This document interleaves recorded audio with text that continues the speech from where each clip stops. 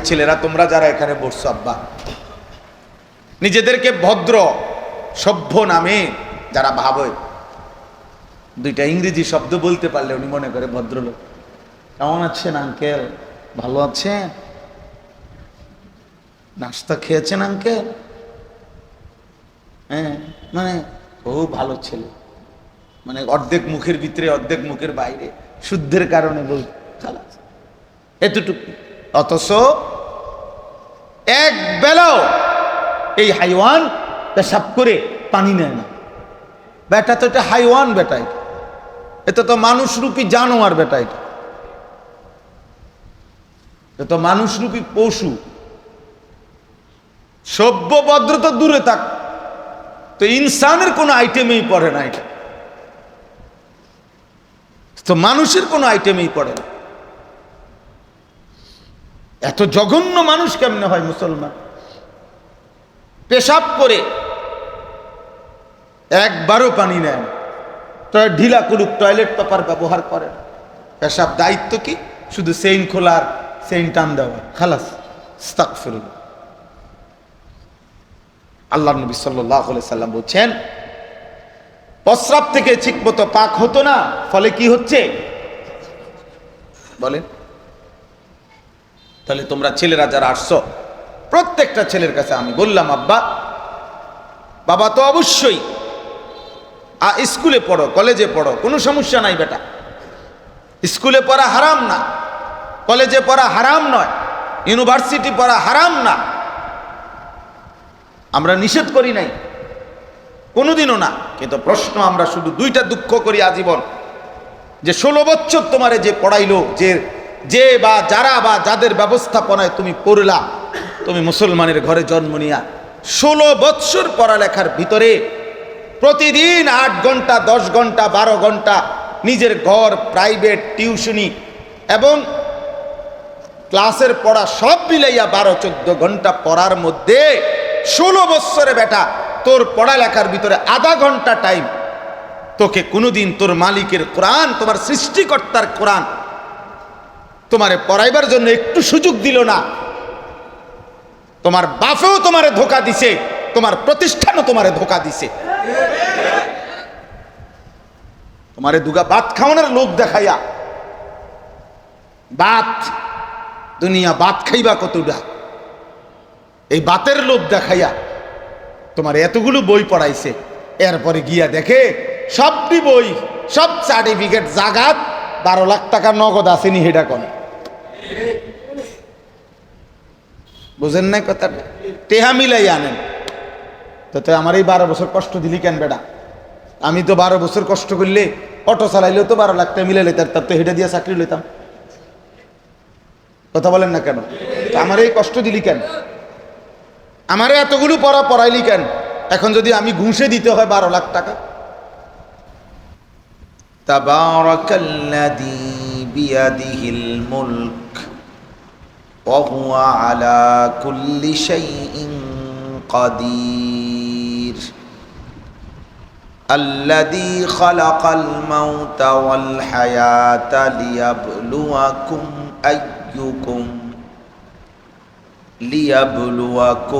আইয়ুকুম আহসানু আমালা ওয়া হুয়াল আজিজুল গফুর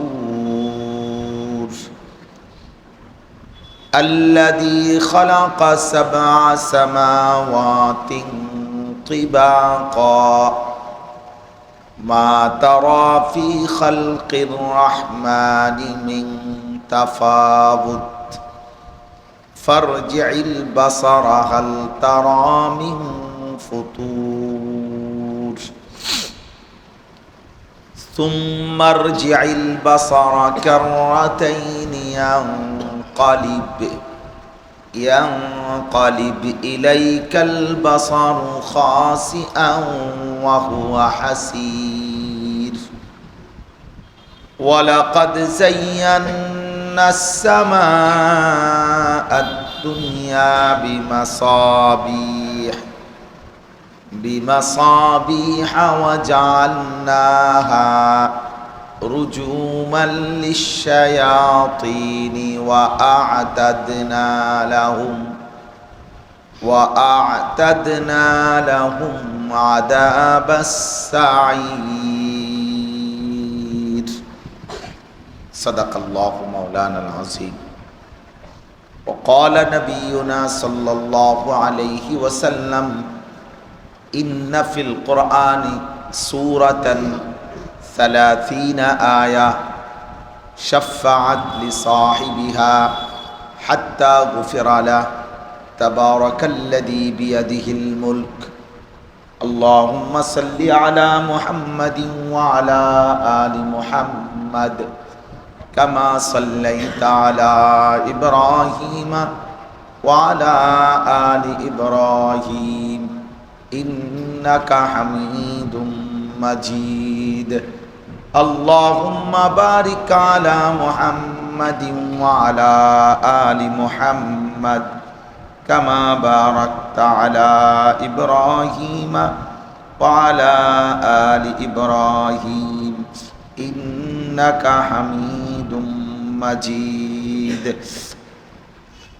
سبحانك لا علم لنا إلا ما علمتنا إنك أنت العليم الحكيم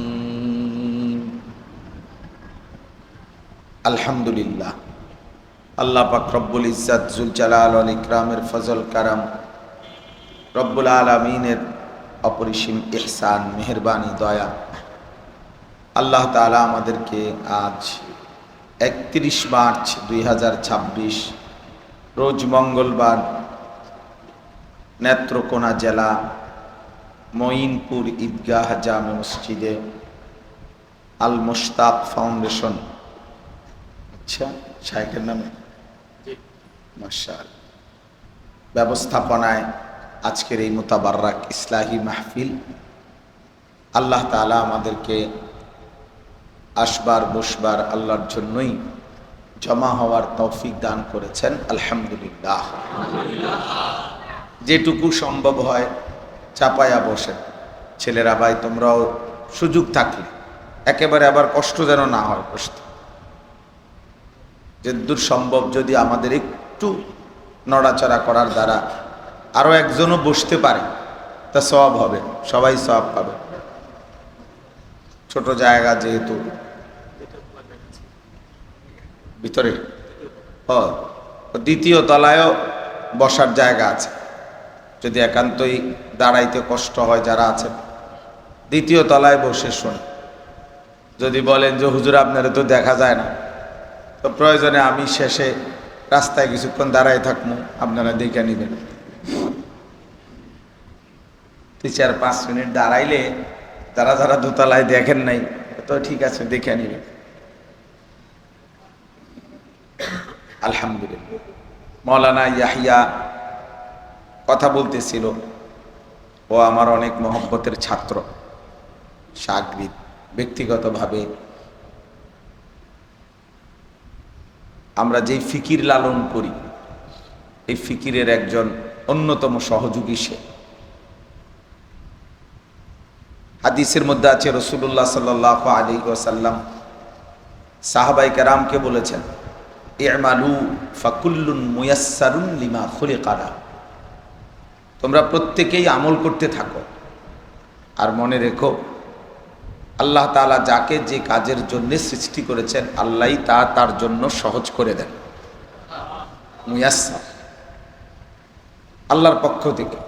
অনেক ভারী অনেক কঠিন কাজ আছে, ওই ছেলে ওই বেটা মোবাইলওয়ালা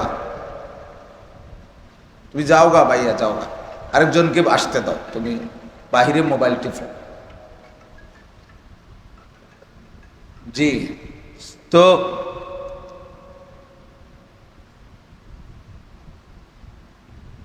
অনেক ভারী কঠিন কাজ আছে, অনেকেই জন্য সে মনে করে এটা কিভাবে সম্ভব,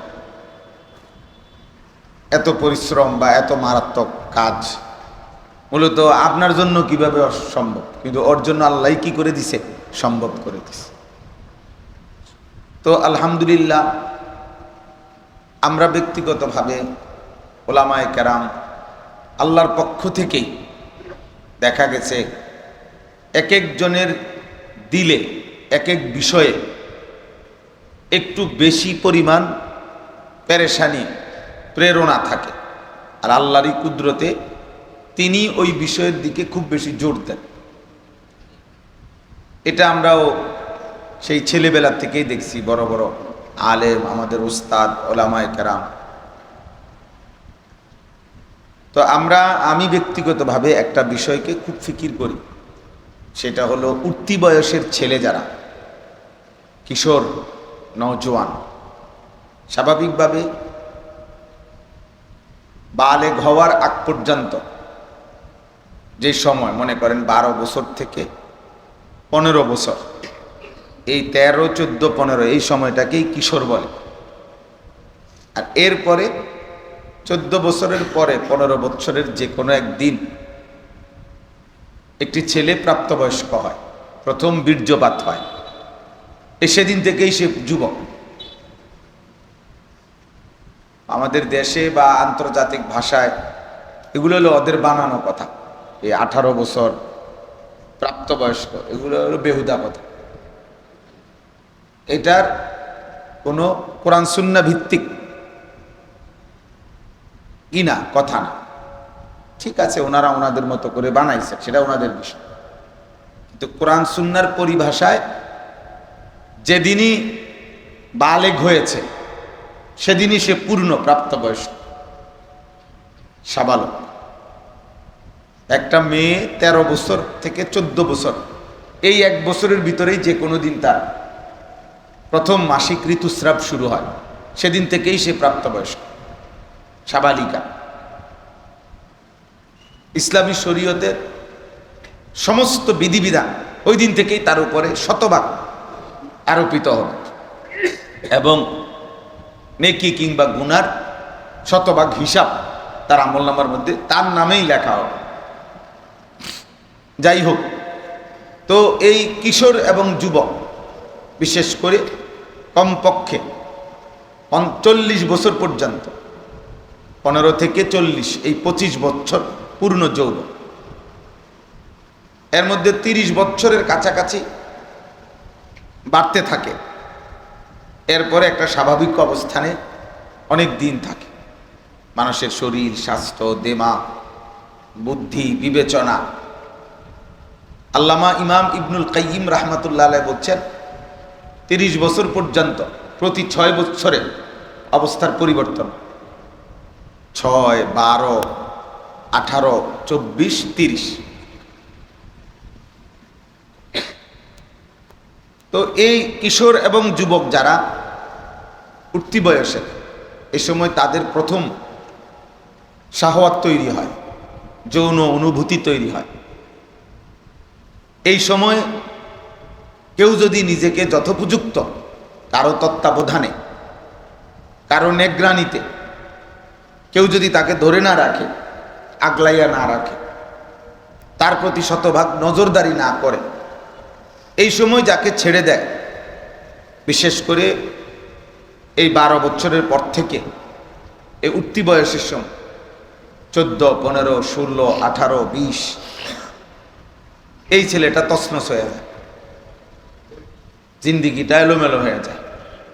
হয় মোবাইল, নারী, ছবি, মোবাইলের আসক্তি, জুয়া, নেশা, কোনো হারাম কোনো মেয়ের সাথে প্রেম, অসৎ চরিত্রহীন বন্ধুদের সাথে আড্ডা, নিজের হাত, নিজের শরীর, নিজের নাপাক গুনাহ, এই সব কিছুর দ্বারা তছনছ হয়ে যায়। এই জন্য এই সময় খুব বেশি অভিভাবক নজরদারি রাখতে হয়, এই সময় আগলাইয়া রাখতে হয়, ধরে রাখতে হয়। আমাদের সমাজটার মধ্যে দুর্ভাগ্য হলো অভিভাবক শ্রেণী যারা, আমাদের সন্তানের বাবা, ছেলের বাপ, মেয়ের বাপ, স্ত্রীর স্বামী, তিনি অভিভাবক। ফার রাজুলু রাইন আলা আহলি বাইতিহি ওয়া হুয়া মাসউলুন আনহু। রাসূলুল্লাহ সাল্লাল্লাহু আলাইহি ওয়াসাল্লাম হাদিসের মধ্যে ইরশাদ করেছেন, প্রত্যেক পুরুষ তার পরিবারের সকল সদস্যদের অভিভাবক। তিনি কিয়ামতের দিন তার অধীনস্থদের ঈমান আমলের ব্যাপারে জিজ্ঞাসিত হবেন আল্লাহর কাছে। ওয়াল মারআতু রাঈয়াতুন ফি বাইতি যাওজিহা ওয়া ওয়ালাদি, প্রত্যেক নারী তার স্বামীর ঘর এবং সন্তানদের জিম্মাদার। ওয়া হিয়া মাসউলাতুন আনহা, কিয়ামতের দিন সে তার এই জিম্মাদারির ব্যাপারে অবশ্যই জিজ্ঞাসিত হয়। তাইলে দেখা গেছে এই সময়ে আমাদের জিম্মাদারি ছিল নিজের অধীনস্থদেরকে শতভাগ ঈমান আমলের নজরদারি করা, কিন্তু উনি এই পরিমাণ ব্যস্ত যে উপার্জন করতে করতে, এদের জন্যই করে, বিবি বাচ্চার জন্যই উপার্জন করে, কিন্তু উপার্জনের এত ব্যস্ততা যে যাদের জন্য উপার্জন করতেছে ওরা নষ্ট হইয়া পইচা গইলা যাইতেছে, উনি এখন উপার্জনই করে। এটা আহাম্মকি না?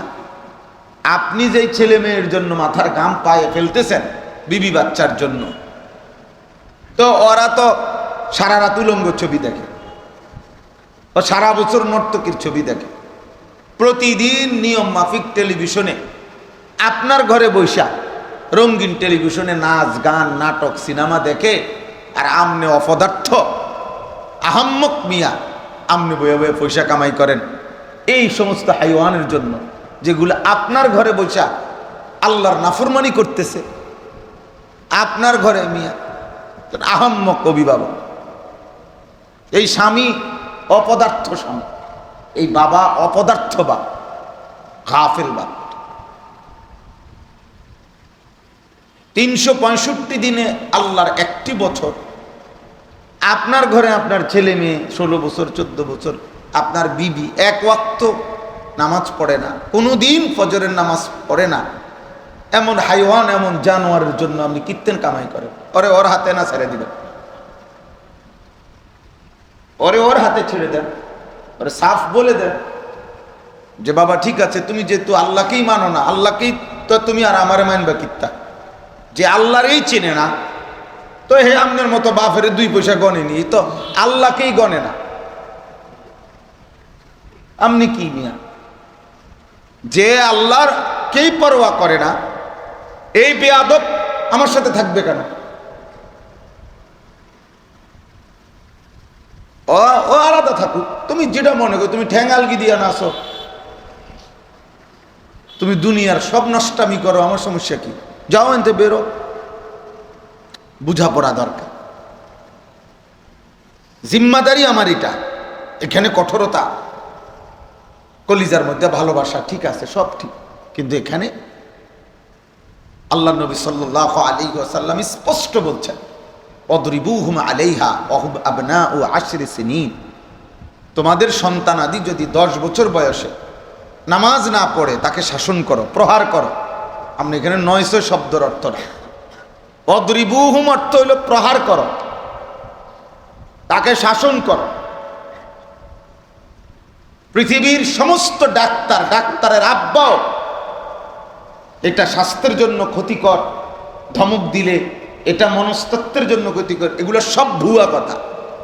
রাসূলুল্লাহ সাল্লাল্লাহু আলাইহি সাল্লামের কথার সামনে পৃথিবীর কারো কোনো থিওরি গ্রহণযোগ্য হইতে পারে না, এবং এটাও সত্য নবী সাল্লাল্লাহু আলাইহি সাল্লামের থিওরি অযৌক্তিক হইতে পারে না। এর শাসন করতে বলছে, শাসন মানে তোরা টাঙ্গাইয়া ফেরন না, শাসন মানে কি তার ফিটটা ডিগুড্ডি ভেঙে গেল, তার আপনি তো কিছুই বলেন না তাকে, আপনি তো কিছুই বলতেছেন। আল্লাহ নবী সাল্লাল্লাহু আলাইহি ওয়াসাল্লাম বলছেন 10 বছর বয়সী, ওয়াফাররিকু বাইনাহুম ফিল মাদাজি', 10 বছর বয়সী ছেলে মেয়ে নবী সাল্লাল্লাহু আলাইহি ওয়াসাল্লাম বলছেন তাদের বিছানা আলাদা করে দাও। স্পষ্ট হাদিস, এই হাদিসেরই অংশ এটা, এদের বিছানা আলাদা করে দাও। আপন 2 ভাই, আপন 2 বোন, আপন ভাই বোন, এই বয়সী 10 বছরের, এদের বিছানা আলাদা করো।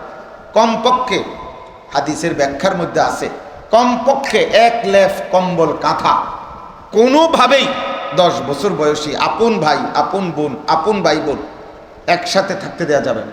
শতভাগ নিষেধ, 100 নিষেধ। আল্লাহ রসুল সাল্লাল্লাহু আলাইহি সাল্লাম বলছেন। তাহলে নবী সাল্লাল্লাহু আলাইহি সাল্লাম তিনি রাহমাতুল লিল আলামিন। আপনি কি আমাদের সবার মায়া একত্র করলে নবী সাল্লাল্লাহু আলাইহি ওয়াসাল্লামের মায়া এর চাইতে বেশি ছিল না? তো তিনি যিনি রাহমাতুল লিল আলামিন তিনি এটা বললেন কেন? তাই আপনি আলগা আলগা মায়া দেখান। ডাক্তার সাহেব বলছে, অমুকে বলছে। ডাক্তারদের থিওরি, ডাক্তারদের সিদ্ধান্ত বদলায় না? কথা বলেন না কেন? চিকিৎসা বিজ্ঞানের সিদ্ধান্ত বদলায় কিনা বলেন তো? বদলায় কেন? বুঝাই গেল মানুষের গবেষণায় থেমে যায় একটা পর্যায়ে, ভুল প্রমাণিত হয়, সে আবার নতুন থিওরি দেয়। কিন্তু রাসূলুল্লাহ সাল্লাল্লাহু আলাইহি ওয়াসাল্লামের সিদ্ধান্ত ইসরাফিলের ফু পর্যন্ত ভুল প্রমাণিত হবে না, অযৌক্তিক হবে না, অযৌক্তিক হবে না। নবী সাল্লাল্লাহু আলাইহি ওয়াসাল্লাম বলছেন 7 বছর বয়সে বাচ্চাকে নামাজের আদেশ করো। তাহলে 7 বছর বয়সে যদি বাচ্চাটা নামাজের আদেশ করে, মানে তাকে পড়তে বলা হয়, তাহলে তাকে নামাজ শেখানো হবে কোন বছর? 16 বছর বয়সে। যাকে 7 বছর বয়সে নামাজ পড়াইতে হবে তো তাকে শেখাবে কখন? 12 বছর বয়সে। তাহলে আপনি কি এটা শুনেন? আপনি জিজ্ঞেস করলেন না যে হুজুর আমি মুসলমান, আমার ছেলে মেয়েকে মুসলমান হিসাবে আমাকে কি করণীয় আমি একটু বলেন? এটা জানার দরকার ছিল না আমাদের? তো এই জন্য বললাম, কিতাবের মধ্যে আছে আল্লাহ তাআলা একজন মানুষের উপরে যত কিছুর দায়িত্ব মানে আল্লাহ প্রদান করেছেন, তার মধ্যে একটি অন্যতম দায়িত্ব নিজের এবং নিজের পরিবারের সদস্যদেরকে জাহান্নামের আগুন থেকে বাঁচানোর চেষ্টা করা। খোদার কসম, এটা একজন ইমানদার পুরুষের, প্রত্যেকের ইমানদারের দায়িত্ব। এটা আমাদের জিম্মাদারি, এটা শরীয়তের বিধান, ইসলামের বিধান। এটা নামাজ যেমন শরীয়তের বিধান, যাকাত যেমন শরীয়তের বিধান, হজ যেমন শরীয়তের বিধান, আপনার স্ত্রী সন্তানকে গুনাহ থেকে বাঁচানো, জাহান্নাম থেকে বাঁচানো, আখিরাত মুখী করা, ইবাদত মুখী করা, আল্লাহ মুখী করা, নামাজ রোজা হক হালাল, সেজদা তেলাওয়াত কোরআন শেখানো, এটা আপনার উপরে ফরজ দায়িত্ব। আমার গদ্দুয়ার করে দেওয়া দরকার, আমি করে দিছি। বিয়ে করব বলছে, বিয়ে করাই দিছি। বিদেশ যাবে বলছে, বিদেশ পাঠাই দিছি। হুজুর এবার আল্লাহ খোদা না মানলে, নামাজ রোজা না করলে আমি কি করব? না, আপনি কি করবেন? আপনি হাসরের ময়দানে টের পাবেন। আপনারা যখন টাঙ্গাইয়া ফিটবে, হ্যাঁ, আপনার আড্ডির গোড়ায় গোড়ায় যখন ফেরেশতা বাইরে আইবে, তখন আপনি বুঝবেন আপনার কি করবেন। আপনার এই সুন্দর সুন্দর আলাপ হাসরের দিন আপনি টের পাবেন, কবরে গেলেই টের পাবেন আপনার এই রঙের কথা। আখেরাত আপনি আমি, আখেরাতটা আমরা মিলে এলে হবে। হুজুর আর আমি আপনি যে আপনি আমারে বললেন হুজুর বুঝেন তো, এখন কি আর এই যুগ আসেনি, এখন কি আর পারা যায়নি, অহংকার ফোলা পাইনি। হ্যাঁ, আগের চাইতেও দুষ্ট বেশি গেছে, আগের চাইতে দুষ্ট কম এখন, আমি প্রমাণ করে দিতে পারব। রাসূলুল্লাহ সাল্লাল্লাহু আলাইহি ওয়াসাল্লাম যেই জামানায় মক্কায় ছিলেন, কালেমার দাওয়াত শুরু করেছেন, সেই সময়ের এক একজনের পাপ চিন্তা করলে এর 100 ভাগের, লাখ ভাগের 1 ভাগও এখন নাই। আইয়ামে জাহিলিয়াত কি ওই যুগ না এই যুগ? তো তাহলে ওই সময়ের পাপ কেমন ছিল বলো? যে সময় মানুষ জীবন্ত মানুষ মাটিতে পুঁথা ফেলতো, ওই কেমন পাপী ছিল? নবী সাল্লাল্লাহু আলাইহি সাল্লাম তাকে ফিরাইছে না? বলে যেই যুগে ছিল জাহিলি যুগে, বাবার তখনকার তাদের মক্কার আরবের মানুষ, তো এই ইসলাম পূর্ব যুগে বাবার মৃত্যুর পরে সন্তান, বাবার একাধিক স্ত্রী ছিল তাদের, তো একাধিক স্ত্রীর মধ্যে শুধু এই ছেলেটা যেই মার ঘরে, যেই মহিলার গর্ভে জন্ম নিছে, ওরে বাদ দিয়া বাকি স্ত্রী যারা বাবার, ওদেরকেও সে স্ত্রী হিসেবে ব্যবহার করত। ওরা কেমন ছিল, ওরা কেমন নিকৃষ্ট ছিল বলেন। তো সেই সমাজে নবী সাল্লাল্লাহু আলাইহি ওয়াসাল্লাম মেহনত করে নাই। তাহলে আপনারা এটা কে বললো যে হুজুর ওনার এই যুগ নাই? কোন যুগ? কোন যুগে সমস্ত বাচ্চা জোনায়েদ বাগদাদি ছিল? এটা কোন যুগে? জোনায়েদ বাগদাদি যেই বছর ছিলেন পৃথিবীতে, ওই বছর পৃথিবীতে যত মানুষ ছিল সবাই জোনায়েদ বাগদাদি ছিল। বাইজিদ বুস্তামি যে বছর পৃথিবীতে ছিলেন, ওই বছর সমস্ত মানুষ বাইজিদ বুস্তামি ছিল না? উনি একজন। তাহলে ওই সময় দুষ্ট আছিল না? ওই সময় বদমাইশ আছিল না? তাহলে এটা কোনো কথা হইল যে এখন আর সেই যুগ নাই? কোন যুগ? আপনি বলেন কত বছর আগ নাই? এখন কোন যুগ বুঝাইতে চাইছেন আপনি? কি নূহ আলাইহিস সালামের যুগ? হ্যাঁ, তাহলে নূহ আলাইহিস সালাম ওনার স্ত্রী মৃত্যু পর্যন্ত কাফের ছিল। লূত আলাইহিস সালাম নবী, ওনার স্ত্রী মৃত্যু পর্যন্ত, শেষ মুহূর্ত পর্যন্ত বেঈমান ছিল, কাফের ছিল, কাফের অবস্থায় মারা গেছে। নূহ আলাইহিস সালামের ছেলে কেনান শেষ মুহূর্ত পর্যন্ত বেঈমান ছিল না? তো তাইলে ওনারা কি পরিমাণ চেষ্টা করছেন? হ্যাঁ বলে হুজুর ফিরবে না, সেটা তো আল্লাহর ফয়সালা। আমার জিম্মাদারি মেহনত করা, কিন্তু আমি মেহনত করছি কিনা, চেষ্টা করছি কিনা, এটা লক্ষণীয়। তা আপনি আমি আমাদের এটা একটা ফিকির। আমি এই কথাটা ব্যাখ্যা করতে চাইছিলাম ওর কথা বলতে গিয়ে, অর্থাৎ আমরা এই কথাটা চেষ্টা করি। আমার দিলে হলো, আমাদের ফিকির হলো এটা যে একটি পরিবার, অভিভাবক এটা বুঝবে যে আপনার প্রথম আপনার জিম্মাদারি ভাগ করেন, অর্থাৎ আপনার বাজার করা, সংসার করা, ব্যবসা করা, বউ বাচ্চার জন্য আয় রোজগারের করা, এটাও আপনারই দায়িত্ব। আবার বিবি বাচ্চার ঈমান, আমল, নামাজ, সেজদা, হ্যাঁ, পাক পবিত্রতা, ওদেরকে আল্লাহ চিনানো, আখিরাত চিনানো, এটা আপনারই দায়িত্ব। অতএব আপনার দায়িত্ব মনে করেন দুইটা, তাহলে এই দুইটা দায়িত্বে আপনি ভাগ করে নেবেন। বুঝেন না কথা? মানুষ একাধিক কাজ বন্টন করে না, যে আমার আজকে সারাদিনে আমার অমুকখানে যাইতে হবে, ওনার সাথে দেখা করা, বাজার করা, আবার একটা অফিসে একটু কাম আছে, হেনে গদ্দু যাইতে হইব। তো মানুষ এটা হিসাব করে না যে আমি 10টা সাড়ে 10টার দিকে আপনার বাড়ির যামু, আমি দুপুরবেলা খানা খামু আপনার এখানে, অথবা আমি বিকাল টাইমে অফিসে যামু। এভাবে মানুষ কাজ বন্টন করে কিনা বলেন? তো এইটা বন্টন করবেন আপনি আপনার ছেলেকে, আপনার বিবিকে, আপনার মেয়েকে আল্লাহ চিনানো, আখিরাত চিনানো, নামাজ চিনানো, এর জন্য চেষ্টা করা, এটা ছেড়ে দেওয়ার সুযোগ নেই। যেমন সংসারের বাজার, সংসারের উপার্জন, সংসারের বিভিন্ন প্রয়োজনীয় জিনিস আদি, এগুলোর ব্যবস্থাপনা করার ক্ষেত্রে অভিভাবক তো এটা কোনোদিনও বলে না যে আজকে 25 বছর আমি বাজার করছি, তোদের লাগিয়ে সংসার করছি, আর এই 1 বছর আমি কোনো বাজার সদাই আমি কিছু জানি না, আমি শুধু ঘুমামু। ওই অভিভাবক তো মৃত্যুর দিন পর্যন্ত চিন্তা করে।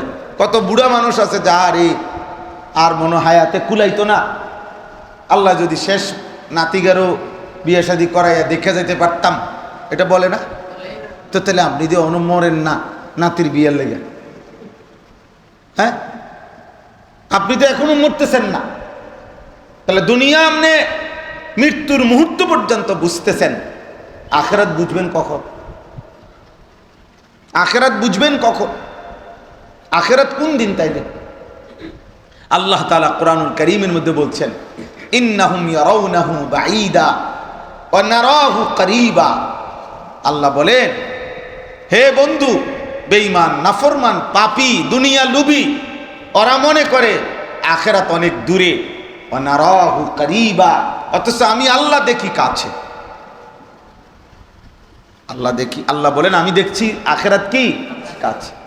তাফসীরের মধ্যে আছে ফামান মাতা ফাকাদ কামাত কিয়ামাতুহু, এর মানে হলো ইসরাফিল ফু দিবে যেদিন, ঠিক আছে আল্লাহর ফয়সালায়, কিন্তু যার মৃত্যু হলো যখন, তার কিয়ামত শুরু হলো তখন। আমার আখিরাত তো আমার শুরু, কারণ আমার মৃত্যুর পরে, আপনার মৃত্যুর পরে পৃথিবী যদি আরো 1 কোটি বছরও থাকে, আমার কি? আমার কি এখানে বলে ইসরাফিল ফু দোক সে সময়, কিন্তু আমনে থাকবেন নি আর। তাহলে আমার মৃত্যুর পরে যদি আমার বাংলাদেশের সমস্ত মানুষ মঙ্গল গ্রহে চলে যায়, চাঁদের দেশে চলে যায়, ঘর দুয়ার করে ওইখানে গিয়ে থাকে, কি আমার লাভ কি? আমি তো নাই। তাহলে আমার মৃত্যু আমার আখের। তাহলে এখন মৃত্যু আমাদের কতটুকু দূরে? কমপক্ষে 30 বছর দূরে আরো আমাদের প্রত্যেকের মৃত্যু। তাইলে এই জন্য আল্লাহ বলছেন মৃত্যু তো আমার 24 ঘন্টা, ঘন্টা, মিনিট, সেকেন্ডের চাইতেও কাছে আমার কি মৃত্যু। তাইলে ও নারাহু কারিবা, আল্লাহ বলে নাফরমান দেখে আখিরাত অনেক দূরে, আমি তো দেখি কাছে। আমি আল্লাহ তো দেখি কাছে, আমি তো দেখি কাছে। কারণ যে মরলো তার তো আখিরাত শুরু হয়ে গেছে, তার তো ঘন্টা চারিকের মধ্যে কবরের আযাব শুরু হয়ে যাবে। এবার কবরের আযাবে যদি শুরুই হয়, চলবে কতদিন? আবু জাহেল পৃথিবীর উপরে ছিল কতদিন, কবরে আছে আজকে কতদিন? কল্পনা করে। পৃথিবীতে সে ছিল নয়তো 60 বছর, নয়তো 70 বছর আবু জাহেল, কিন্তু কবরে আছে আজকে কতদিন? 1446 বছর। এই বছর হলো 1447 হিজরি। তো হিজরতের 1 বছরের মাথায় বদরের যুদ্ধ হয়েছে। বদরের যুদ্ধের দিন সে নিহত হয়েছে। তাহলে 1 বছর বাদ দিলে 1446, বুঝেন নাই হিসাবটা? তাহলে 1446 বছর, 1450 বছর এই নাফরমান কবরে আছে। তাহলে কবরের আযাব ভোগ করতেছে আজ কতদিন? দুনিয়ায় মাতবরি করছে কতদিন? তো এরপরে তো হাসরের মাঠের ফি ইয়াউমিন কানা মিকদারুহু 50 আলফা সানা, কুরআনুল কারীমে আল্লাহ বলেন আখিরাতের একদিন দোস্ত 50,000 বছর। তো কোরআনের স্পষ্ট আয়াত 50 আলফা সানা, কয় হাজার বছর? কি মনে করেন? ইয়াউমা ইয়াকুমুন নাসু লিরাব্বিল আলামিন, আখিরাতের একদিন 50,000 বছরের এই পুরাটা সময় আল্লাহ বলেন সমস্ত মানুষ দাঁড়িয়েই থাকবে আল্লাহর সামনে, 1 সেকেন্ডের জন্য বসার কোনো সুযোগ হবে। ইয়াকুমু মানে দাঁড়িয়ে থাকবে, দাঁড়িয়ে থাকবে। হ্যাঁ বলেন, অপেক্ষার প্রহর তো এমনি শেষ হয় না। পেরেশানি, কষ্ট, যন্ত্রণা, অস্থিরতার ঘন্টা, 1 ঘন্টাই তো লক্ষ ঘন্টার মতো মনে হয়, হয় না? পেরেশান যখন মানুষ হয়, কোনো অস্থিরতা থাকে, তখন তার সময় পার হইতে চায় না। তো সেখানে 50,000 বছর। আল্লাহ তাআলা বলছে ইয়াউমান ইয়াজআলুল বিলদানা শিবা, বান্দা শোনো, তুমি যে নাফরমানি করছো তুমি কেমনে বাঁচবা? আখিরাতের একদিন দুঃখ, কষ্ট, পেরেশানিতে একদিনে, এই যে কোরআন শরীফের আয়াত ইয়াজআলুল বিলদানা শিবা, কুলের বাচ্চা একদিনে আল্লাহ বলেন বুড়া হয়ে যায়। কয়দিনে? একদিনে বাচ্চা বুড়া হয়ে যায়। ইয়াজআলুল বিলদানা শিবা অর্থ হলো বাচ্চাটি একদিনেই বুড়া হয়ে যাবে, বুড়া, থুরথুরা বুড়া হয়ে যাবে। তাহলে বলে আখিরাত অনেক লম্বা, কবর অনেক লম্বা রে আব্বা। নূহ আলাইহিস সালামের কওম কত হাজার বছর আগে কবরে গেছে, ধ্বংস হইছে, আজ কবরে কতদিন? হুদ আলাইহিস সালাম, শুআইব আলাইহিস সালাম, লূত আলাইহিস সালাম, ওই ওদের অবাধ্য কওম যাদেরকে আল্লাহ আযাব দিয়ে ধ্বংস করেছেন, তারা আজ কত বছর কবরে? বলে আমাদের চোখের সামনে হিসাব। বলে আবু জেহেলের হিসাব তো আমরাই কইলাম, স্বাভাবিক হিসাব তো আমরা বললাম না। আবু লাহাবের হিসাব আপনি বলে না, তো এর পিছনে হেরা না কত হাজার বছর, কত হাজার বছর। অতএব এটা জরুরি বিষয়, কবর ভুলে যাওয়া, মৃত্যু ভুলে যাওয়া। আমি বুঝি নাই হুজুর, আমরা গ্রামের মানুষ, আমরা সাধারণ মানুষ, বোঝেন তো হুজুর, আমরা কোনো রকম দিন আইনা দিন খাই, এই সমস্ত ফাঁকনা কথা বললেই আখিরাত আর হবে না, নাকি? কথা বলে না? আপনার এই সমস্ত সিহন কথা দ্বারা আখিরাত হইতো না। আপনি মরতেন না, তাহলে আপনি এই সমস্ত রঙিন কথা বললে কি লাভ? যদি কারে বলেন, কীর্তেন বলেন, এগুলো বলে লাভ কি? হ্যাঁ হুজুর বুঝেন তো, এখন কি আর সেই যুগ আসেনি? হ্যাঁ হুজুরে বললে হ বুঝি তো, ঠিক আছে করেন, বাটফারি করেন, ওনার সেই যুগ নাই যেহেতু। তাহলে ইমামে আর মুসল্লি মিল্লা গেলে আখেরাত ক্লিয়ার। কথা বলে না, পীর আর মুরিদ যদি একমত হয়ে যায় 500 টাকা দিয়া দুজনে মিল্লা গেল, আল্লাহ ভরসা করতে তাই চিটারি যখন যা পারেন দিয়া যায় আমার কাছে। বাহ বাহ বাহ বাহ, হুজুরের আব্বার সম্পত্তি তো আখেরাত। হ্যাঁ আসরের মাঠ তো হুজুরের বাপের টেন্ডার নিছে, বলেন তাইলে খামখেয়ালি করা না, আমি না আপনি, কেউই কি করা যাবে না, খামখেয়ালি করা। রাসূলুল্লাহ সাল্লাল্লাহু আলাইহি সাল্লাম বলেন, হযরত বারা ইবনে আযিব থেকে বর্ণিত, তিনি বলেন নবীজি সাল্লাল্লাহু আলাইহি সাল্লাম একদিন আমাদের এক সাহাবীর জানাজা পড়তে আসছেন। তো জানাজা ওয়ালাম্মা ইয়ালহাদ, তখনও কবর খোঁড়া শেষ হয় নাই। তো নবীজি এসে নিচে বসে গেলেন, আমরা তার চারদিকে বসলাম। আল্লাহ নবী সাল্লাল্লাহু আলাইহি সাল্লাম তিনি বলেন, নবীজি সাল্লাল্লাহু আলাইহি সাল্লাম তখন ওনার হাতে একটা ছোট্ট কাঠি, লাঠি মানে কাঠি আর কি, এটা দিয়া মাটির মধ্যে অবচেতনে আঁকতেছিলেন। মানে সেরকম অনেক সময় হ্যাঁ এমনি এরম করে ইচ্ছা করে আঁকতেছে আর কি, এমনি বোঝা যায় চেহারা দিকে তাকাইলে ভীষণ কিছু ভাবতেছে, এই জন্য মনের অজান্তেই এরকম কি করতেছেন, আঁকতেছেন আর কি।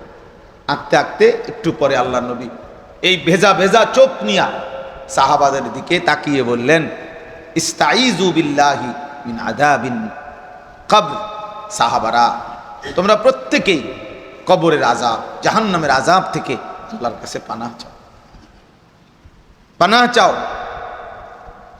কবরের দিকে তাকিয়ে নবী বলেন, হযরত বারা ইবনে আযিব ওই খালি কবরের দিকে তাকাইয়া নবীজি বলছেন, উনি বলেন, নবী বলছি ইয়া হাদা ফাআইদ্দু, হে আমার সাহাবীরা এই কবরের জন্য তোমরাও প্রস্তুতি নাও।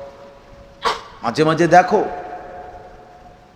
খালি কবরের দিকে দাফনের আগে শুধু কবর যে সময় খালি, আরো সুযোগ হইলে 2-4 মিনিট 5 মিনিট একবার দেখেন, তাকাইয়া একা নীরবে নিজে দেখেন। আমার জ্যাঠা কিছুদিন আগে ইন্তেকাল করছিলেন, আমি আমার জ্যাঠার জানাজা আমি পড়াইছি, তো আমি দেখছিলাম প্রায় 5-7 মিনিট, মানে দাফনের আগেই কবর খালি কবর যখন উঠছে অনেকক্ষণ তাকাইয়াছিলাম, দেখলাম কবর যেন আমারে ডাক দিয়া বলতেছে, আনিস আমার কাছ থেকে একটু মাটি তোমার জ্যাঠারে বানাইবার জন্য আমি দিছিলাম, আজ আমি আমার মাটি আমার কাছেই ফেরত নেব। আর অল্প কয়েকদিনের ব্যবধানে আমি আমার মাটি আমার সাথে মিশায় ফেলব।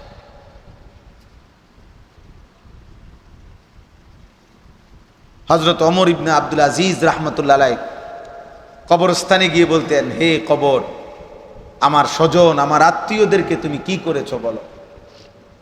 কবর বলতো, ওমর ইবনে আব্দুল আজিজ একটা একটা অঙ্গ আলাদা আলাদা খুলে খুলে ফেলছি, খুলে খুলে ফেলছি, চোখ নাক কান হাত পাও দেহ খুলে খুলে মাটির সাথে মিশাই দিছি। আজ খুঁজে দেখো 60 বছর পরে, আজ খুঁজে দেখো 70 বছর পরে, 30 বছর পরে, 20 বছর পরে দেখো তোমার পূর্বপুরুষের কবরের ভিতরে মাটি ছাড়া কিছুই, কোথায় হাড্ডি কোথায় কি। আল্লাহ নবী সাল্লাল্লাহু আলাইহি ওয়াসাল্লাম হাদিসের মধ্যে আছে, 2 কবরের পাশ দিয়ে যাচ্ছিলেন, তো যাওয়ার সময় নবী সাল্লাল্লাহু আলাইহি ওয়াসাল্লাম বললেন, ইন্নাহুমা ইউআযাবান, এই 2 কবরে আযাব হচ্ছে। নবীজি নিজে সাক্ষ্য দিয়েছেন যে এই 2 কবরে আযাব হচ্ছে। আল্লাহ নবী সাল্লাল্লাহু আলাইহি ওয়াসাল্লাম বললেন, প্রথম যে ব্যক্তি তার কবরে কেন আযাব হচ্ছে? আল্লাহ নবী সাল্লাল্লাহু আলাইহি ওয়াসাল্লাম বলছেন, সে প্রস্রাব করে ঠিক মতো পবিত্র হতো না, পেশাবের ছিটা, পেশাব করে পবিত্রতা ঢিলা কুলুক, টয়লেট পেপার, টিস্যু, পানি ব্যবহার করতো না। বলো ভাই ছেলেরা, তোমরা যারা এখানে বসছো, আব্বা নিজেদেরকে ভদ্র সভ্য নামে যারা ভাবে, দুইটা ইংরেজি শব্দ বলতে পারলে উনি মনে করে ভদ্রলোক। কেমন আছেন আঙ্কেল? ভালো আছেন? নাস্তা খেয়েছেন আঙ্কেল? হ্যাঁ, মানে খুব ভালো ছেলে, মানে অর্ধেক মুখের ভিতরে অর্ধেক মুখের বাইরে, শুদ্ধের কারণে বল এতটুকু। অথচ এক বেলাও এই হাইওয়ান পেশাব করে পানি নেয় না। বেটা তো এটা হাইওয়ান, বেটা এটা তো মানুষরূপী জানোয়ার, বেটা এটা তো মানুষরূপী পশু। সভ্য ভদ্র তো দূরে থাক, তো ইনসানের কোনো আইটেমেই পড়ে না, এটা তো মানুষের কোনো আইটেমেই পড়ে না।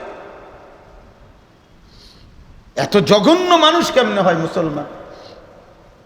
পেশাব করে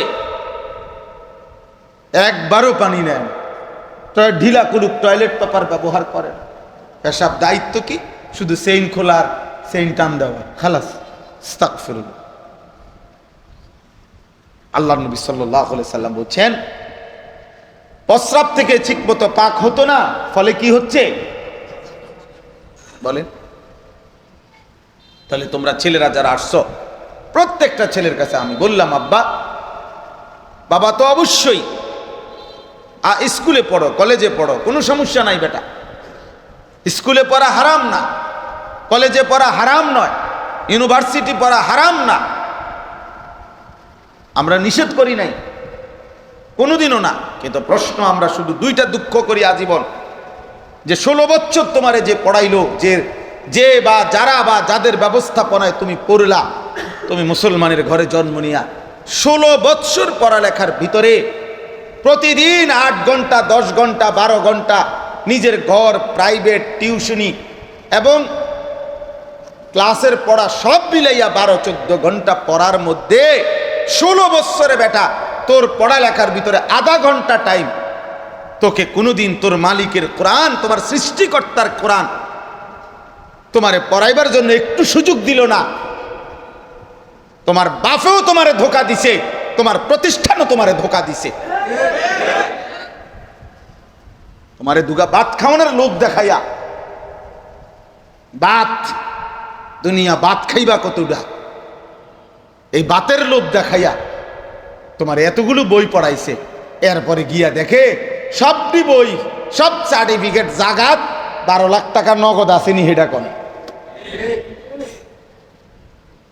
বুঝেন নাই কথাটা? টেহা মিলাই আনেন তো আমার এই 12 বছর কষ্ট দিলি কেন বেটা? আমি তো 12 বছর কষ্ট করলে অটো চালাইলেও তো 12 লাখ টাকা মিলাই লইতাম, তার তো হেডা দিয়া চাকরি লইতাম। কথা বলেন না কেন? আমার এই কষ্ট দিলি কেন? আমারে এতগুলো পড়াইলি কেন? এখন যদি আমি ঘুষে দিতে হয় 12 লাখ টাকা, আমি নিজে জিজ্ঞাসা করছি বেতন কত? বলছে 8,000, 8,000 টাকা, 8,000 একটা চাকরি, সরকারি সাধারণ একটা পোস্ট, ঘুষ দিতে হবে 12 লাখ টাকা। আমি বললাম তো তুমি কেমনি কি করবা? মাত্র 8,000 টাকা বেতন, 12 লক্ষ টাকা ঘুষ দিয়া চাকরি নিলে কোন দিন কেমনি কি করবা? হেতে কয় হুজুর তারা বলছে 2 বছরে টাকা উঠে যাবে। কসম, 2 বছরে কি উঠে যাবে? কি 2 বছরে কেমনে টাকা উঠবো? 8 12 96,000 না, 2 বছরে তো বেতন 2 লাখ টাকা হয় না, আরো 4,000 করে 8,000 কম, তাহলে বাকি 10 লাখ টাকা কোথা থেকে আসবে? চুরি, কথা বলে না? চোর বেটা, চোর বেটা, ডাকাত, মানুষের সম্পদ লুণ্ঠনকারী ডাকাত বেটা, ডাকাত বেটা, তুই বেটা চোর বেটা।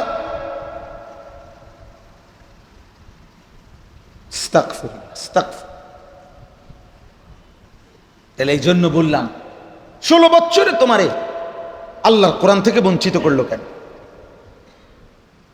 বলেন?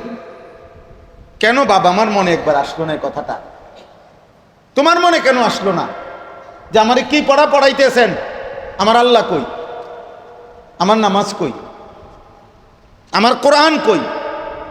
পৃথিবীর এই সবগুলো বইপত্রের সাথে ওই বইপত্রের মানে বাংলা, অঙ্ক, ইংরেজি, পদার্থ সমাজ, জীববিজ্ঞান, রসায়ন, এগুলোর মানে, এগুলোর যে মান, এদ্দুর মানও কি কোরআনের নাই? এদ্দুর মানের, কোরআন এদ্দুর মানের। তো এদ্দুর মানের হইলো তো একটা বিষয় হওয়ার কথা।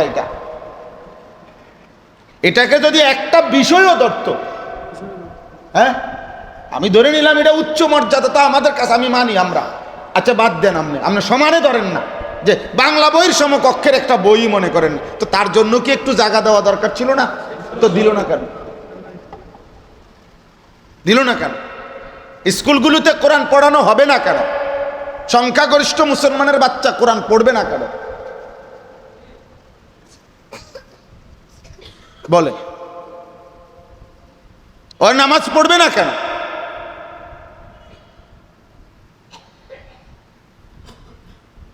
এই জন্য এই একটা দুঃখের কথা, আফসুসের কথা, আফসুসের কথা, আফসুসের কথা। আমরা এই জন্য বলি, এক নাম্বার হলো কোরআন তোমার থেকে ভুলাই দিল কেন? আর দুই নাম্বার হলো যে তুমি তো দুনিয়ার সব পড়া পড়ো, সমস্যা নাই, কিন্তু প্রশ্ন হলো আল্লাহ ভুল্লা কেন? মালিক চিনো না কেন? আর যে মালিক চেনে না, যে সৃষ্টিকর্তা চেনে না, যে আল্লাহ চেনে না, খোদার কসম সারা পৃথিবীর সমস্ত ইউনিভার্সিটির সবগুলো ডক্টরের ডিগ্রিও যদি সে একসাথ করে এক পকেটে নেয়, এরপরও যে আল্লাহ চেনে না, যে সেজদা চেনে না, গোলামি আর বন্দিগি চেনে না, সে এখনো 100% 100 মূর্খ, মূর্খ, মূর্খ। সে জাহেল, সে জাহেল, মূর্খ বেটা। বলে যেটি পড়ালেখা করছে এটি হলো ওই যে যার যার উপার্জনের জন্য নির্দিষ্ট কিছু করতে হয়, ওইটার বুঝ হয়েছে। তো আপনি যেরকম আপনার উপার্জনের জন্য একটা কিছু শিখছেন, অটোওয়ালাও অটোর বেটার উপার্জনের জন্য অটো চালানি শিখছে, তো অসুবিধা কি? আর যদি বলেন না শিক্ষার অনেক দাম, তো শিক্ষায় আপনার আল্লাহ চিনাইল না কেন? আমরাও তো বলি শিক্ষার অনেক দাম, আমরাও তো চাই শিক্ষার অনেক দাম, কিন্তু সেই দাম মালিক চিনাইল না কেন? 365 দিনে তোমার মনে একদিনও এ কথা আসলো না কেন?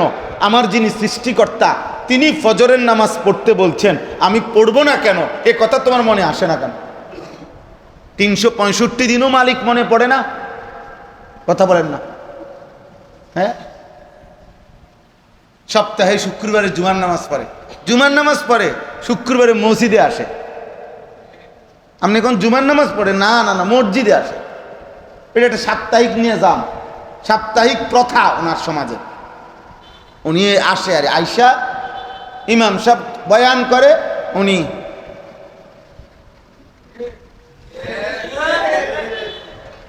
এমন, কারণ হেতে এগুলো দরকার নেই। কথা বুঝেন না? ইমাম সাহেব যেগুলো বলে এটি ইমাম সাহেবের বিষয়, এটি বেড়া করতে আনছে, হেতে কইতে পারবো, হেতের কথা এটি আমার দরকার। আমি ঘুমাইলে লাভ, আমার জুমার পরে কাম, আমি যে দূর ঘুমাইতে পারি এর দূরে তো আমার লাভ, আমি টান দিয়ে করলাম বসে বসে জুড়া, কারণ এত এর দরকার নেই। বসে বসে ঝিমা, 1:30 নামাজ 1:35 বাজলেই কি তার ঘটনা কি? বুঝো, মাইক ফাইলে আর ছাড়তে মন চায় না নাকি? এই শুধু শুরু হল মানে কেন? ওই যে জুমার নামাজ পড়েই আপনার বিয়ার দাওয়াত হাইয়েস্ট আইয়া দাঁড়ায় রয়েছে, বেড়িয়ে গাড়ি দুইটা লাইছে, এবার গিয়া ভাত, ভাতের থালা,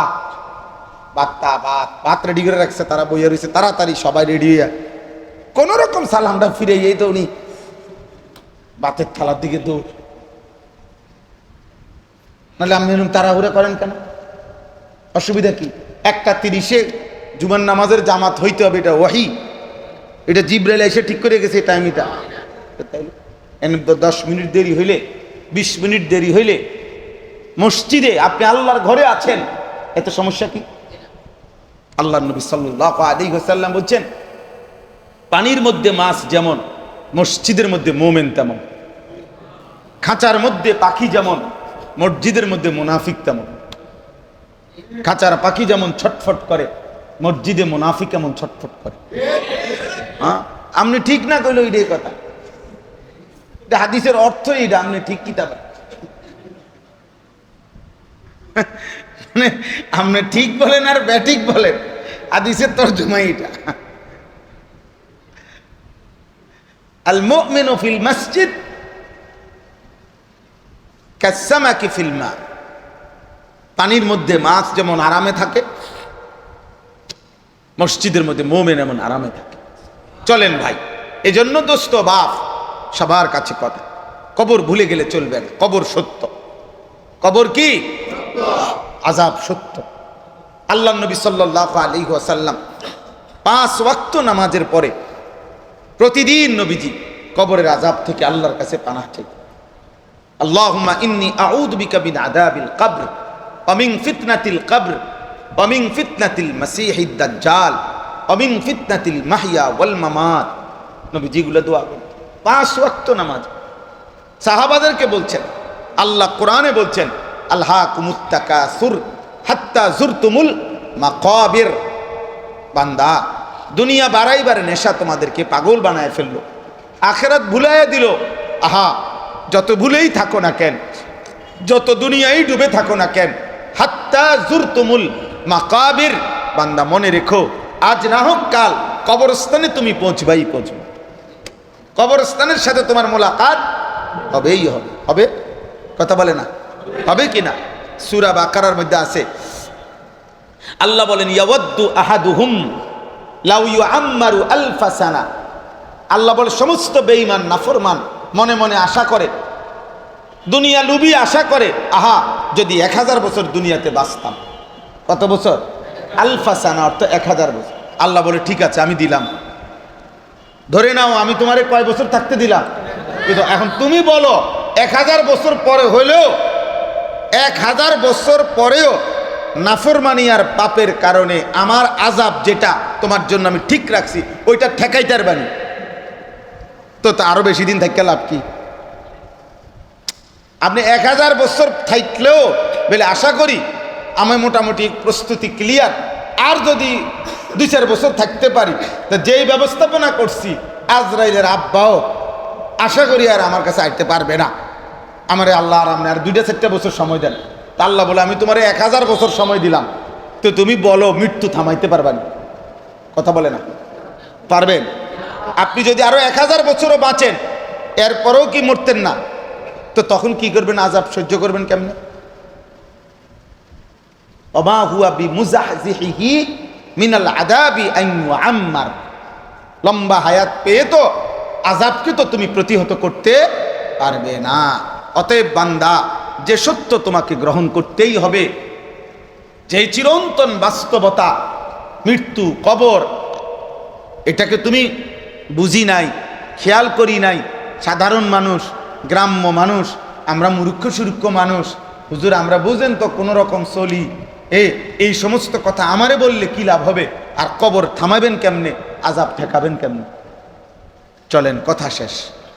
এই কথাগুলো বলার অর্থ হলো, আমি এই সূরাটা যেই জন্য পড়ছি, এই সূরাটার নাম হলো সূরায়ে মুলক। বলেন কি নাম? 29 পারা 67 নাম্বার সূরা, সূরায়ে মুলক। এই সূরা 30 আয়াত বিশিষ্ট সূরা। এই সূরাটার সবচেয়ে বড় বৈশিষ্ট্য এটা। আল্লাহ নবী সাল্লাল্লাহু আলাইহি ওয়াসাল্লাম বলেন, যে ব্যক্তি এই সূরাটি নিয়মিত তেলাওয়াত করবে, 30 আয়াত মাত্র, আল্লাহ নবী বলছে আল মানিআ আল মুনজিআ মিন আযাবিল কবর। এই সূরাটি হচ্ছে বাধা দানকারী, রক্ষাকারী। প্রত্যেক ব্যক্তিকে যে এই সূরাটি পড়বে নিয়মিত, আল্লাহ তাআলা তাকে কবরের আযাব থেকে রক্ষা করে দেবে। এই এতক্ষণ কবরের আযাবের কথাই জন্য, কবরের আযাব সত্য, কথা বলে না সত্য। হাত্তা যুরতুমুল মাকাবির কাল্লা সাউফা তা'লামুন। আল্লাহ বলে কবরে আসলেই তুমি বুঝতে পারবা। আমি জানিয়ে দেব বান্দা, আজ না হোক কাল, থাকো তুমি অসুবিধা নাই, চাইলে তুমি 1000 বছর থাকো, যদি বলো তুমি 10,000 বছরই থাকবা পৃথিবীতে, কিন্তু বলো তো তুমি মৃত্যু থামাইতে পারবা তো না। আজ না হোক কাল, 1000 বছর পরে হলো কবরে তো আসতেই হবে। তোমাকে তো মৃত্যুবরণ করতেই হবে।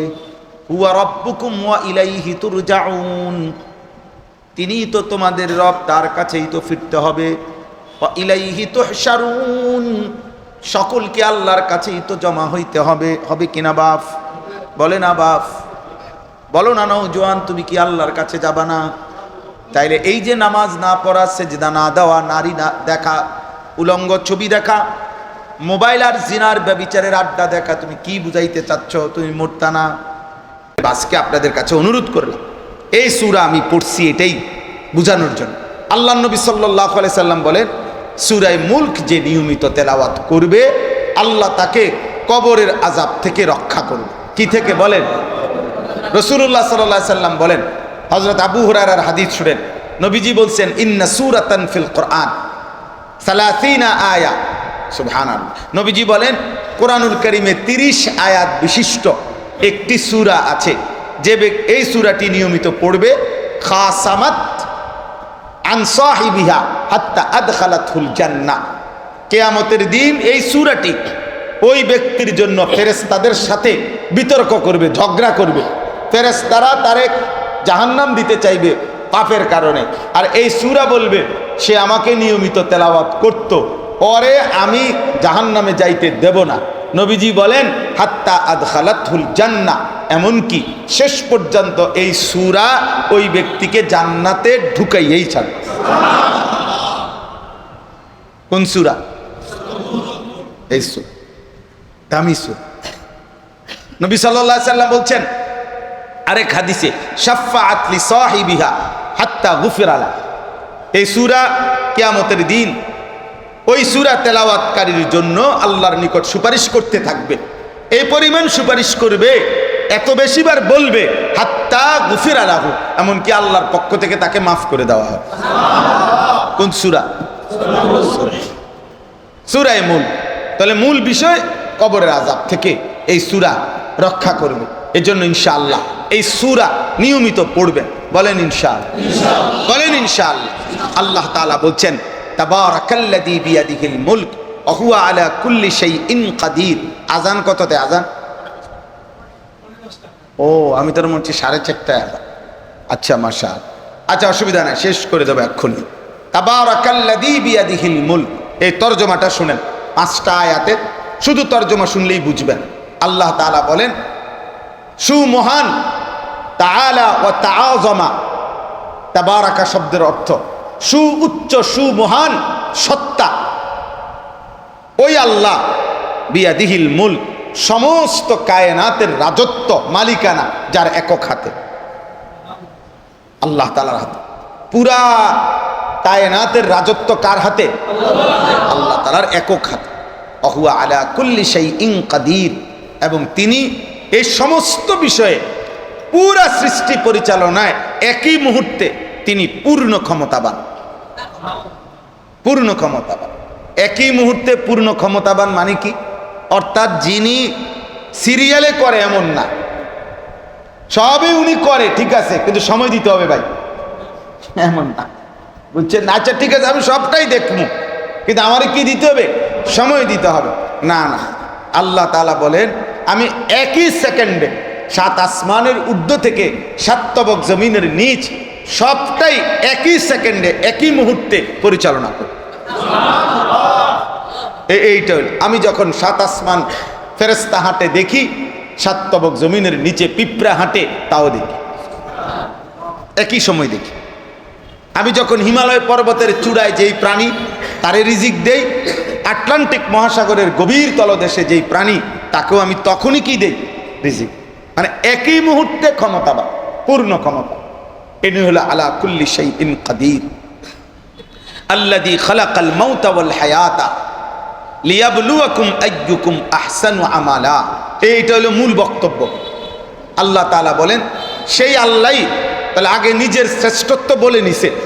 এই যে 2 কথা, 1 পুরা রাজত্ব কার? আল্লাহ। 2 পুরাটার উপরে তিনি কি একই মুহূর্তে কি ক্ষমতাবান, পূর্ণ ক্ষমতাবান। এবার বলছে সেই আল্লাহ, তিনি তোমাদের জীবন, তোমাদের মরণ তিনি সৃষ্টি করেন। মরণ সৃষ্টি করেন কে? জীবন সৃষ্টি করেন কে?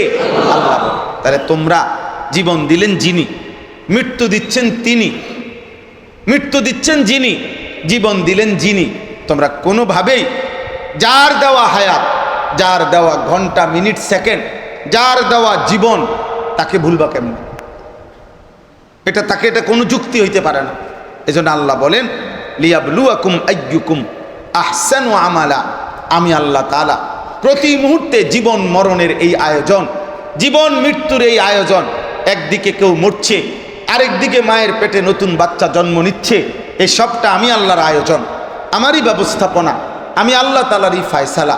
আমি এটা কেন করি, কেন আমি জীবন দেই? একটা নির্দিষ্ট সময় পার করে আমি সবাইকে মৃত্যু দিয়ে দিচ্ছি, যাকে যেটুকু সময় দিছি। তাহলে এটা যেহেতু তোমার নিজের বন্টন না, তোমার মেম্বার চেয়ারম্যানেরও বন্টন না, তোমার মা বাবারও, যে আল্লাহ আমার 4 ছেলে, তারে 60 বছর বাঁচাইয়েন, ওরে 90 বছর, এরে 40 বছর, এরম বন্টন করার কারো কোনো অধিকার আছে? আল্লাহ বলেন পুরা বিষয়টা যেহেতু আমার হাতে, অতএব তুমি আমার থেকেই শোনো আমি কেন দিলাম। আল্লাহ বলেন আমি দিলাম এটা দেখার জন্য যে আখিরাতের বিবেচনায় তোমাদের কার আমল কতটা সুন্দর। কিসের বিবেচনা? আখিরাতের। লিয়াবলুয়াকুম আইয়ুকুম আহসানু আমালা। আহসান তাফসীরের মধ্যে আছে আওরাউ আন মাহারিমিল্লাহ আসরাউ ফি তাআতিল্লাহ। অর্থ হলো আমি দুইটা জিনিস দেখি, এক, আমার নিষিদ্ধতা থেকে কে কত বেশি ওয়ারা মানে পরহেজ করে, কে কত বেশি বিরত থাকছে, আর আমার আদেশ কে কত আগ্রহ ভরে পালন করছে। এই হলো একটা অর্থ। আরেকটা অর্থ আহসানু আমালার অর্থ আমি আল্লাহ প্রত্যেক ব্যক্তির আমলের মধ্যে দুইটা জিনিস দেখি, দুইটা জিনিস এর ভিত্তিতে আমলটি সৌন্দর্য হয়, আমি আল্লাহর কাছে গ্রহণযোগ্য হয়। এক নাম্বার হলো আসাহ, আমলটি আমার বন্ধুর তরিকা মোতাবেক সহি হলো কিনা, বিশুদ্ধ হলো কিনা, বুঝেন না, সুন্নাত মোতাবেক নবীজির শেখানো মোতাবেক হলো কিনা। আর 2 নাম্বার আখলাস, আমি আল্লাহর জন্যই শতভাগ হলো কিনা। এক হলো নবী সাল্লাল্লাহু আলাইহি সাল্লামের বাতানো মতে হলো কিনা, আরেক হলো আল্লাহর সন্তুষ্টির জন্য শতভাগ হলো কিনা। এই 2 জিনিস যার আমলের মধ্যে আছে তার আমলই আহসান, সেটাই সর্বোচ্চ বিনিময় জান্নাত মিলবে। এই জন্য সুন্নাতবিহীন আমনের 200 রাকাত নামাজ পড়ে লাইছেন, কিন্তু আপনার অজুও হয় নাই, আপনার সূরা, কেরাত, দোয়া, আত্তাহিয়াতুও ভুল, তাব্বাতিয়াদাও ভুল, আপনার দোয়ায়ে মাসুরাও ভুল, আপনার দোয়ায়ে কুনুতও ভুল, আপনার দুরূদ শরীফও ভুল। শব্দ হলো আত্তাহিয়াতু, আপনি কোন আত্তাহিয়াতু লিল্লাহি ওয়া সালাওয়াতু, এটা তো হইছে না। শব্দ হলো সুবহানা রাব্বিয়াল আযীম, তাইলে আপনি বলেন সুবহান রাব্বিল আযীম, সুবহান রাব্বিল আযীম, সুবহান রাব্বিল আযীম, জি না, এটা তো 1 ডিজিটও আসবে না, মানে এটা তো আপনার ওইখানে কম্পিউটারে শোই করবে না, ওটা তো উঠবেই না ওইখানে, আপনি এটা তো হয় নাই কিছু। এই কথাটা আমরা বুঝাইতে পারি না।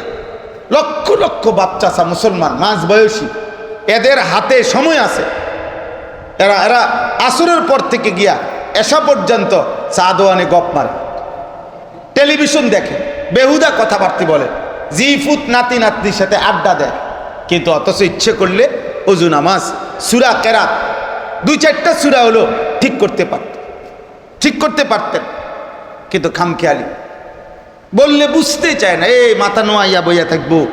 আর আপনার মানে কেউ বললে বলবো আসলে তো বুঝি, তো শিখলে তো ভালোই হইতো, আসলে হুজুররা যেটা কইছেন আসলে তো ভালোই কইছেন, কি করবো ভাই, পারি না, ও অনার এই বয়স নাই, মাশাআল্লাহ, কিন্তু বিড়ি খানার বয়স আছে,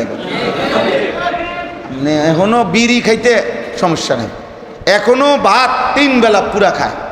এবার ভাতের পরে আবার যদি জিগাইবেন আপনি আপেল খাবেননি, মালটা খাবেননি, সব খাইবে বেটা, আবার ভাত খাইয়ে গিয়ে চা দোকানে আবার বন খায়, বিড়ি খায়, চা খায়। তো দুনিয়া যে আপনি এখনো ভোগ করা 1 বিন্দু ছাড়লেন না, তো আখিরাতের কথা বললে আপনি এরকম কুমান কেন, 900 কথা বলেন কেন, কি মামুলি? অতএব আল্লাহ তাআলা এটা বলছেন আহসান হইতে হবে, আমল কি হইতে হবে বলেন? তাহলে যে নামাজ পড়ে না, যে ইবাদত করে না, সে তো দুর্ভাগা। আবার আমরা যারা করছি আমাদেরও খেয়াল রাখতে হবে, আমাদের আমল আহসান হইতে হবে। আল্লাহ তৌফিক দান করে। আল্লাযী খালাকা সাবআ সামাওয়াতিন তিবাকা মা তারা ফি খালকির রহমানি মিন তাফাউত ফারজি'ল বাসারা হাল তারা মিন ফুতুর। এই দুই আয়াতের অর্থ হইল, সংক্ষেপ কথা আল্লাহ বললেন, বান্দা আমি আবারও বলছি, তোমাকে ইবাদতের কথা, আমল সুন্দর করার কথা, তোমাকে জীবন দেওয়ার কথা, যেই আল্লাহ আমি বলছি, আমি আল্লাহ কিন্তু পূর্ণ ক্ষমতাবান। তোমারে আমি আমার ক্ষমতার একটা নমুনা শুধু দেখাই। আল্লাহ যেন বলছে যে তুমি আমার মাথার উপরে যে স্তরে স্তরে 7টা আসমান বানাইছি, ওটার দিকে একবার দেখো। ওইটা একবার দেখো, একবার না 1000 বার দেখো। দেখে তুমি গবেষণা করো। তোমার কাছে যদি মেশিন থাকে, যন্ত্রপাতি থাকে, ওইটা দিয়ে হলো দেখো যে আমার এই আসমানের মধ্যে কোথাও এক বিন্দু খুঁত, দাগ, স্পট, ছিদ্র, কোন রকমের অসামঞ্জস্য তুমি দেখো কিনা। তাহলে লক্ষ লক্ষ বছর ধরে যে আমি এক রঙে এক ভঙ্গে এই আসমান স্থাপন করে রেখেছি, সেটা দেখে কি আমি আল্লাহর শক্তি সামর্থ্যের কথা তোমার বুঝে আসে না? তোমার বুঝে আসে না? তুমি দেখো, আবার দেখো, ফারজি'ল বাসার, বারবার দেখো, বারবার আকাশে দেখো, উপরে তাকায় দেখো। প্রথম আসমানের সীমানা, প্রথম আসমানের ছাদ কোথায়? আজকের এই দিন পর্যন্ত পৃথিবীর সর্বোচ্চ মহাকাশ গবেষকরাও, বিজ্ঞানীরাও বের করতে পারে। আমেরিকার মহাকাশ গবেষণা সংস্থা নাসা আজও বের করতে পারে।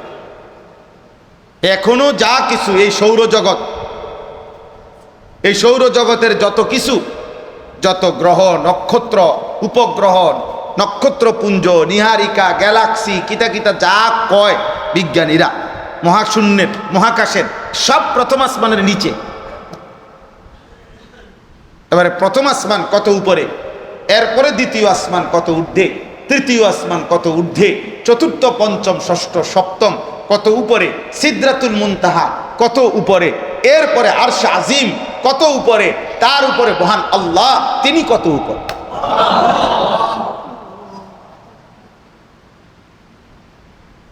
ওয়ালাকাদ যায়্যানাস সামাআদ দুনিয়া বিমাসাবিহা ওয়া জাআলনাহা রুজুমান লিশ-শায়াতিন ওয়া আ'তাদনা লাহুম আযাবাস সাঈর। আল্লাহ তাআলা বলেন, তদুপরি দেখো আমি আল্লাহ তাআলা প্রথম আসমানের নিচে কোটি কোটি তারকারাজি দিয়ে আমি আল্লাহ তাআলা তোমাদের জন্যই এই আসমানটা, এই পৃথিবীটা তারকারাজি দিয়ে সাজায় দিছি। প্রদীপমালা আলো দিয়ে আমি সাজিয়ে দিয়েছি, এবং এই প্রদীপ, এই তারকারাজি থেকেই নির্দিষ্ট তারকা রেখেছি। কোনো দুষ্ট শয়তান জিন যদি প্রথম আসমানের কাছে গিয়ে ফেরেশতাদের কথা শুনতে চায়, আমার বিধান শুনতে চায়, আমার কথা ফেরেশতাদের কাছ থেকে শুনতে চায়, তাহলে আমি তাদেরকে এই তারা খসাইয়া, তাদেরকে তারা ছুঁড়ে তাড়িয়ে দিয়ে থাকি। এবং সমস্ত এই শয়তান, দুষ্ট জিন, তাদের জন্য আমি কঠিন আযাব রেখে দিয়েছি। তো আল্লাহ তাআলা বলেন, এই পৃথিবী আমি সাজাইছি, আসমান আমি সাজাইছি, তারকারাজি আমি সাজিয়েছি, সবটার ক্ষমতা আমি রাখি। আমি তোমাকে জীবন দিয়েছি, আমি মৃত্যু দিয়েছি, আর আমি চাই তোমার সুন্দর আমল, সর্বোচ্চ আমল। অতএব আমাদের জীবন মরণ, আমাদের হায়াত, আমাদের বেঁচে থাকা, আমাদের সারা দিনের আয় উপার্জন, চলাফেরা, আমাদের জীবনের সমস্ত কিছুর মধ্যে মাকসাদ একটাই, আল্লাহকে চিনা, আল্লাহর গোলামি করা, আল্লাহর ইবাদত করা, আর এখানেই শেষ মনে না করা, আখিরাতের জন্য নিজেকে প্রস্তুত করা। আল্লাহ আমাদেরকে তৌফিক দান করে। ছেলেরা বাপ 5 ওয়াক্ত নামাজ পড়ার চেষ্টা করা দরকার। বিশেষ করে তোমরা নওজোয়ান, ফজরের নামাজ পড়ো, ফজরের নামাজ পড়ো, ফজরের নামাজ পড়ো। ফজরের নামাজ মুমিনের নামাজ, ফজরের নামাজ ইমানদারের নামাজ। ফজরের নামাজ যে পড়ে না সে মুনাফিক। নবীজি বলছে, যে ফজরের নামাজ পড়ে না, পড়ে না, না শুধু যে ফজরের নামাজে মসজিদের জামাতে আসে না, রাসূল বলছে তাকে মুনাফিক। সাফ হাদিস এটা, সে মুনাফিক। সাহাবায়ে কেরাম আব্দুল্লাহ ইবনে ওমর বলছেন, আব্দুল্লাহ ইবনে মাসউদ বলছেন, দুইজন সাহাবী বর্ণনা করছেন, নবীজির জামানায় আমরা মুনাফিক চিনতাম ফজরের অনুপস্থিত দেখে। ফজরের নামাজে অনুপস্থিতি দেখে আমরা মুনাফিকদেরকে চিনতাম যে ওরাই মুনাফিক। নবীজি কাউকে ইমানের ব্যাপারে সন্দেহ করলে ফজরের জামাতে তালাশ করতেন। যখন দেখতেন না 2 দিন 4 দিন বলতেন আমি এমনটাই ভেবেছিলাম, অর্থাৎ মুনাফিক হবে, মুনাফিক। এজন্য ফজরের নামাজ ইনশাআল্লাহ জামাতের সাথে পড়ার চেষ্টা করা। বলেন ইনশাআল্লাহ, বলেন ইনশাআল্লাহ। দিন নিয়ে ভাবেন, নিজের ছেলে, নিজের মেয়ে, স্ত্রী সন্তানদের দিন নিয়ে ভাবেন, দিন শিখেন। যারা যারা একদিকে ফাজাইল শুনলেন, একদিকে ওয়াজ শুনলেন, এটা যেমন গুরুত্বপূর্ণ, কম বেশি চেষ্টা করে একটু একটু সময় বের করে আপনাদের উচিত দিন শেখা। অজু শিখেন, নামাজ শিখেন, 10টা সূরা শিখেন, রুকু সেজদা ঠিক করা শিখেন।